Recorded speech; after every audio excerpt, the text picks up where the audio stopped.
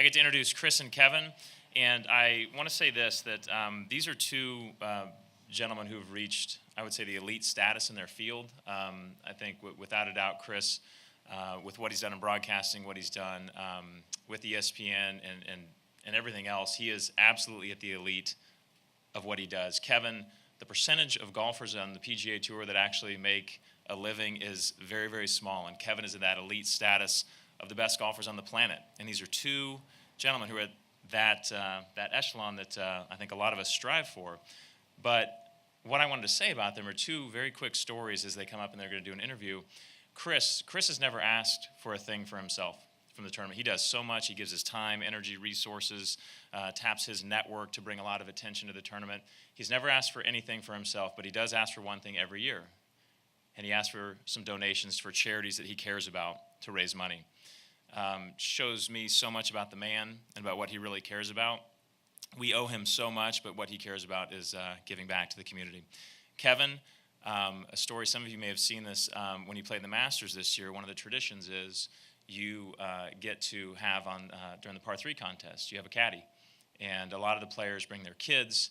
They call their college buddies who would, give their left arm to play in the par 3 contest, and it's a pretty big deal. And you kind of have to decide, okay, who gets the favor this year, who gets to caddy for me in the par 3 contest. And Kevin put all those requests aside and called Make-A-Wish and said, "What kids have a wish for the Masters?" I will get through this. Andy didn't, for the record. There was a young man, Ethan, out of Canada, with an inoperable brain tumor. And Kevin called him and said, "Hey, buddy, how'd you like to caddy for me in the par 3 contest?" And it was awesome. And they won. And so it was pretty cool. So we have those two gentlemen here with us this morning. And I'd like to introduce Chris Berman and Kevin Streelman for some time with them up on the podium. So thank you. So tell me about the young man, Ethan, who's 13, from Alberta. Caddied for you. You won it. And by the way, Jack Nicklaus made a hole-in-one. You're still the star of the thing, right? You won the par 3 contest with a young man that you had never met on the bag. Tell me how that happened, Kevin.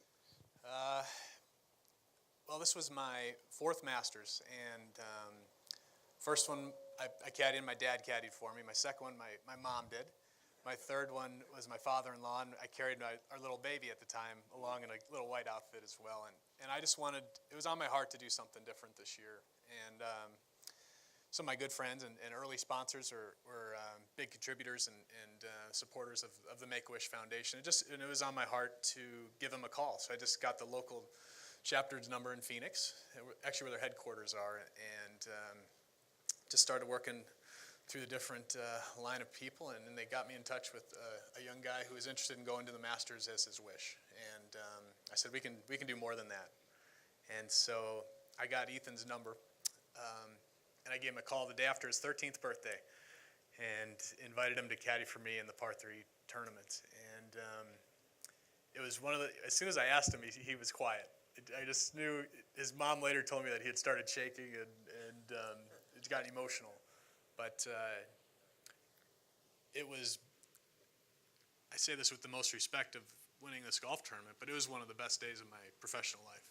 Because it wasn't about me, it wasn't about winning, it wasn't about trophies, but it was about giving back and sharing the least I could do to share someone who's been through some tough times. And we're going to give him a call this afternoon and invite Ethan to come out and walk along the week of the Travelers Championship this year as well. Awesome.